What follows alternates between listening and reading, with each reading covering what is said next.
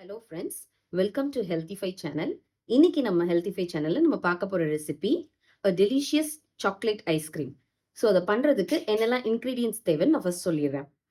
50 grams chocolate எடுத்துக்கோங்க, 1/2 cup cocoa powder, 1.5 cup sugar, 3 cups milk, 1 litre Amul fresh cream எடுத்துருக்கேன். இன்னைக்கு நான் யூஸ் பண்ணுறது வந்து Amul fresh cream 1 litre packet வாங்கியிருக்கேன். வாங்கினோடனே ஃபஸ்ட்டு ஃப்ரிட்ஜில் ஸ்டோர் பண்ணிடுங்க, ஃப்ரீசரில். நீங்கள் எப்போ யூஸ் பண்ணுறீங்களோ அதுக்கு 1 ஹவர் முன்னா எடுத்து ஃப்ரிட்ஜில் எடுத்து வச்சுருங்க. அப்போ தான் உங்களுக்கு வந்து இந்த டாப் லேயர் வந்து இப்படி திக்காக இருக்கும். இந்த மாதிரி திக்காக இருந்தால் தான் நீங்கள் வந்து ஐஸ்கிரீம் செய்ய உங்களுக்கு ஈஸியாக இருக்கும். இந்த டாப்பில் இருக்கிற திக் லேயரை எடுத்து இந்த மாதிரி ஒரு பவுலில் ட்ரான்ஸ்ஃபர் பண்ணிடுங்க.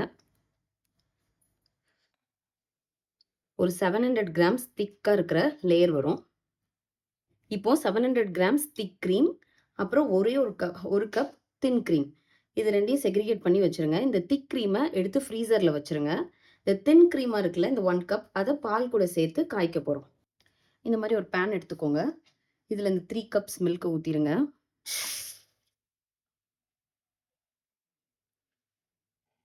அப்புறம் இந்த ஃப்ரெஷ் க்ரீம்லேருந்து ஒரு கப் தின் பார்ட் எடுத்துருக்கோம்ல, thin part of the cream, அதையும் இது கூட ஊற்றிடுங்க.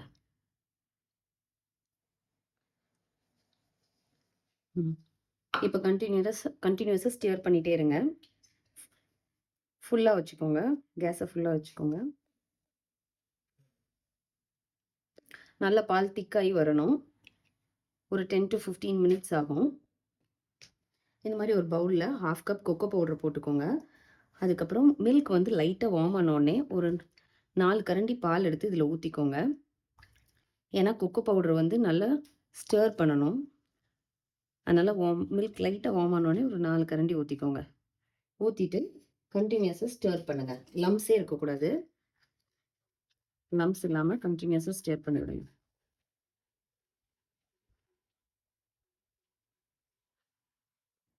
பாருங்க, நல்லா ஸ்டியர் பண்ணிட்டேன். லம்ஸே இல்லை, இந்த மாதிரி இருக்கணும். இப்போ இதை வச்சுருங்க. இது பால் நல்லா வத்தின பிறகு தான் இதை ஊற்றணும், கொக்கோ பவுடரை. இப்போ சுகர் 1.5 கப்ஸ் போட்டுக்கோங்க. போட்டு நல்லா ஸ்டர் பண்ணுங்க.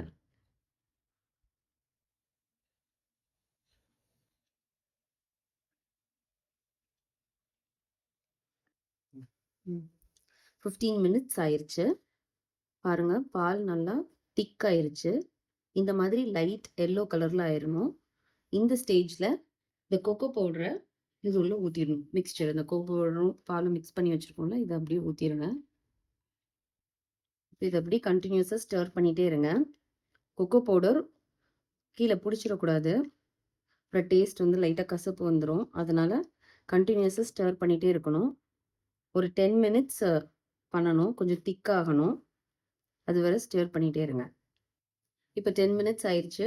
பாருங்கள், நல்லா திக்காயிருச்சு. கொக்கோ பவுடர் நல்லா திக்காயிருச்சு. இப்போ ஆஃப் பண்ணிடுங்க. ஆஃப் பண்ணிவிட்டு 50 கிராம்ஸ் சாக்லேட்டை ஆட் பண்ணிடுங்க. இந்த ஹீட்லேயே அது மெல்ட் ஆயிரும் சாக்லேட்டு. கேஸை ஆஃப் பண்ணிட்டு தான் ஆட் பண்ணணும்.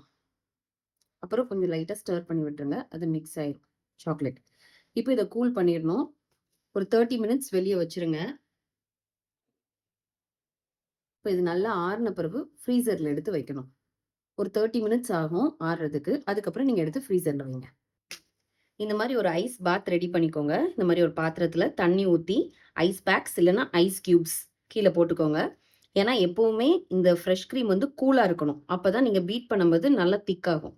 இப்போ நம்ம ஃப்ரீசரில் வச்சுருந்த ஃப்ரெஷ் க்ரீமை இந்த ஐஸ் பாத்தில் வச்சுருக்கோம். இப்போ இதை பீட் பண்ண ஆரம்பிப்போம். இது பீட் பண்ணுங்க.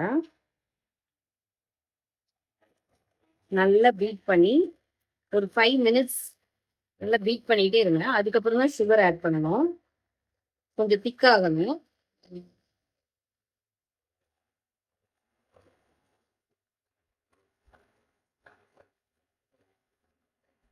இப்போ 5 மினிட்ஸ் ஆயிடுச்சு. பாருங்க, க்ரீம் நல்லா திக்காயிருச்சு. இந்த ஸ்டேஜில் 1 கப் பவுடர் சுகர் ஆட் பண்ணிக்கோங்க.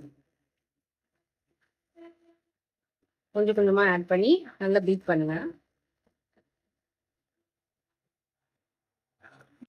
15 மினிட்ஸ் நல்லா பீட் பண்ணி எடுத்தாச்சு. பாருங்கள், நல்லா ஃப்ரெஷ் க்ரீம் வந்து கட்டி ஆயிருச்சு. இப்போ இந்த ஸ்டேஜில் நம்ம ஃப்ரிட்ஜில் வச்சுருந்த சாக்லேட் சிரப் ரெடி பண்ணி வச்சுருந்தாலும் கொக்கோ பவுடர் வச்சு அதை போர் பண்ணிடுங்க. போர் பண்ணி நல்லா மிக்ஸ் பண்ணிடுங்க.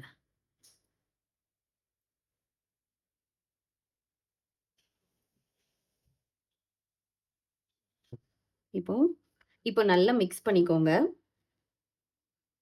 கொக்கோ சிரப் எல்லாம் போட்டாச்சு. இப்போ நல்லா நம்ம க்ரீம் வந்து இப்போ நீங்கள் பீட்டர் வந்து யூஸ் பண்ணக்கூடாது. ஏன்னா ஏர் பபிள்ஸ் வந்து இருக்கணும். அதனால ஸ்பேச்சுலா வச்சு தான் மிக்ஸ் பண்ணணும். அப்போ தான் ஐஸ்கிரீம் வந்து நல்லா சாஃப்டாக வரும். இப்போ நீங்கள் ஒரு 2 to 3 மினிட்ஸ் நல்லா உங்கள் ஸ்பேச்சுலா வச்சு நல்லா மிக்ஸ் பண்ணி விடுங்க. ஏர் பபிள்ஸ் வந்து எஸ்கேப் ஆகணும். அப்போ தான் நம்ம ஐஸ்கிரீம் நல்லா ப்ளஃபியாக சாஃப்டாக நல்லா டேஸ்ட்டாக வரும். பாருங்கள் கலர் சேஞ்ச் ஆகுது. க்ரீமா நல்லா மிக்ஸ் ஆக நம்ம சாக்லேட் ஐஸ்கிரீம் கலர் வந்துருச்சு. இப்போ நல்லா நான் மிக்ஸ் பண்ணிட்டேன். இப்போ உங்களுக்கு இப்போ கொஞ்சம் திக்காக இருக்கிற மாதிரி இருக்குது. ஸோ அதனால கொஞ்சோண்டு பால் ஊற்றிக்கலாம். அப்புறம் நட்ஸ் உங்களுக்கு என்ன ஃபேவரட் நட்ஸோ அதை நீங்கள் போட்டுக்கலாம். நான் இன்னைக்கு ஆல்மண்ட் யூஸ் பண்ணியிருக்கேன். கட் பண்ணி வச்சுருக்கேன். அது போட்டுக்கிறேன். நீங்கள் எந்த நட்ஸ்னாலும் யூஸ் பண்ணிக்கலாம். ஹேசல் நட் எந்த ஃப்ளேவரில் உங்களுக்கு பிடிக்குமோ அந்த ஃப்ளேவரில் நீங்கள் யூஸ் பண்ணிக்கலாம். அவ்வளோதான், நம்ம ஐஸ்கிரீம் ரெடி ஆயிடுச்சு.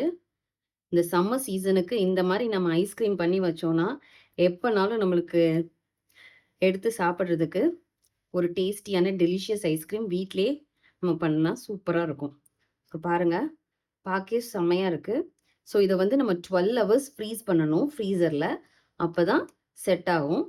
ஸோ 12 hours நீங்கள் ஃப்ரீஸ் பண்ணிட்டு அதுக்கப்புறம் எடுத்திங்கன்னா ஐஸ்கிரீம் ரெடி ஆயிரும். இப்போ ஃப்ரீசரில் வச்சிடலாம்.